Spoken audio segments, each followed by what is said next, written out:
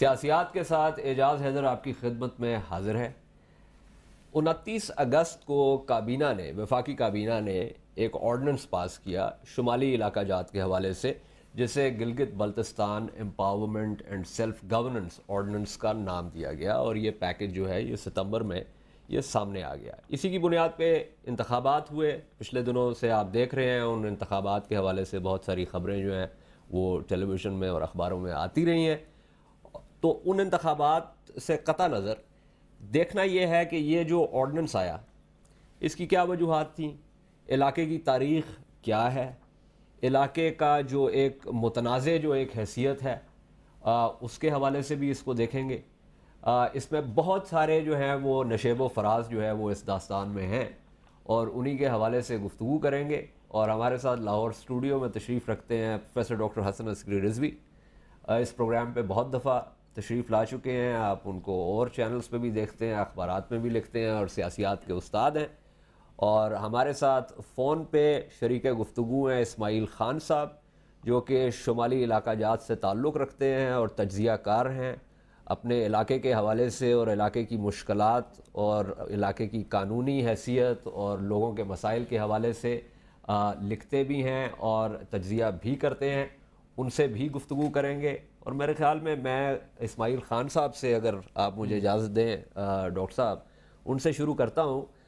خان صاحب یہ بتائیے کہ یہ جو میں نے بات کی تھی، تھوڑا سا اس کو اگر ہم تاریخی تناظر میں دیکھیں کہ 1 اپریل 1947 میں جو معاہدہ ہوا کراچی میں حکومت پاکستان اور آزاد جموں کشمیر کی حکومت کے درمیان، اس میں یہ عندیہ دیا گیا کہ شمالی علاقہ جات یعنی گلگت ایجنسی اور جو بلتستان ایجنسی ہے وہ آزاد کشمیر کی حکومت کا حصہ نہیں ہے، اور ایڈمنسٹریٹولی انتظامی حیثیت سے وہ پاکستان کے ساتھ ہوں گے۔ اسی معاملے کو آگے چلایا گیا، حالانکہ یہ معاہدہ تھا لیکن جو لوگوں کے بنیادی حقوق ہیں یا آئینی حقوق جو ہیں وہ پاکستان کے آئین کے حوالے سے نہیں دیے گئے تھے۔ اس کے بعد جب 1972 میں آزاد کشمیر کی جو دستور ساز اسمبلی ہے، انہوں نے یہ ایک ریزولوشن پاس کیا جس میں انہوں نے کہا کہ گلگت بلتستان جو ہیں وہ آزاد کشمیر کا حصہ ہیں۔ اسی حوالے سے آزاد کشمیر کی سپریم کورٹ کا بھی ایک فیصلہ ہے۔ لیکن 1982 میں جب مجلس شورا بنائی ضیاء الحق صاحب نے، تو اس میں انہوں نے 3 نمائندے جو ہیں وہ گلگت بلتستان سے تو لیے، لیکن آزاد کشمیر کی سے کوئی نمائندہ نہیں لیا۔ تو یہ ایک جو اپس اینڈ ڈاؤنز جو آتے رہے ہیں، اس کے بارے میں آپ ہمیں کچھ بتائیں گے؟ دیکھیے اعجاز صاحب، گلگت بلتستان کے تاریخ کو اگر ہم جو کنٹمپریری تاریخ ہے اس کو اگر ہم دیکھتے ہیں تو ہمیں 1949 کے جو ایگریمنٹ ہے، کراچی ایگریمنٹ کے نام سے مشہور ایگریمنٹ، اس سے تھوڑا سا پہلے لے کے جانا پڑے گا۔ ہمیں یہ دیکھنا ہوگا کہ دیکھیے گلگت بلتستان مطلب اگر ہم اس کے جو قدیم تاریخ کو دیکھتے ہیں تو وہ سارے انڈیپینڈنٹ چھوٹے چھوٹے اسٹیٹس رہے ہیں، لیکن 1836 کے قریب جب ڈوگرا مہاراجہ جو جموں سے جو اٹھے ہیں، انہوں نے لداخ اور بلتستان پہ قبضہ کر لیا۔ صحیح۔ اور اس وقت دیکھیں 1836 اور 1846 میں انگریزوں نے کشمیر ویلی کو بھی ڈوگرا مہاراجہ کے حوالے کر دیا۔ اس کا ایک جو کانٹیکس ہے وہ تو ڈیفرنٹ ہے، لیکن آپ کو میں اس طرف توجہ دلانا چاہتا ہوں کہ اس علاقے پہ مطلب گلگت بلتستان، موجودہ گلگت بلتستان کے جو آدھا حصہ ہے اس پہ ڈوگرا مہاراجوں نے پہلے قبضہ کر لیا تھا ٹریٹی آف امرتسر سائن ہونے سے پہلے۔ درست۔ لیکن اس کے بعد اوبیسلی ہم سب ایک ہی باسکٹ میں پڑے رہے، جموں بھی، لداخ بھی، گلگت بلتستان اور کشمیر ویلی بھی۔ اور ہم لوگ 107 سال کے قریب جو ہے جہاں پہ ڈوگرا مہاراجوں نے ڈائریکٹلی انڈائریکٹلی حکومت کی۔ اور جب 1947 میں جب انسٹرومنٹ آف ایکسیشن اور اسٹینڈ اسٹل ایگریمنٹ کے حوالے سے مہاراجہ ایک سشو پنج کا شکار تھے، اس وقت وہاں کے لوگوں نے، مقامی لوگوں نے یہ فیصلہ کر لیا کہ بھئی ہمیں یہ موقع ہے کہ ہم مہاراجہ ہری سنگھ کے انہوں نے بغاوت کی اس وقت، ان کے خلاف بغاوت کر دیا اور وہ آزاد ہو گئے۔ اور جہاں تک ناردن ایریا کے لوگوں کا، جو گلگت بلتستان کے لوگوں کا پرسپیکٹیو ہے، جو میجورٹی کا جو پرسپیکٹیو وہ یہ ہے کہ بھئی دیکھو ہم نے یہ علاقہ آزاد کر لیا مہاراجہ ہری سنگھ، مہاراجہ کے حکومت کے خلاف لڑ کے۔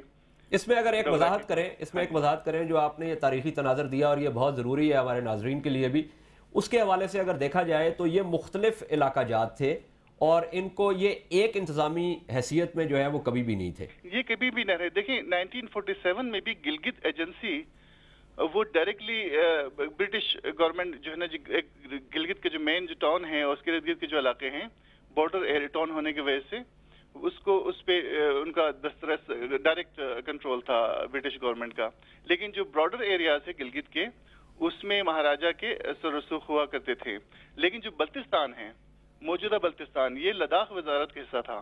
بالکل. اور Skardu used to be the summer capital of Ladakh. درست.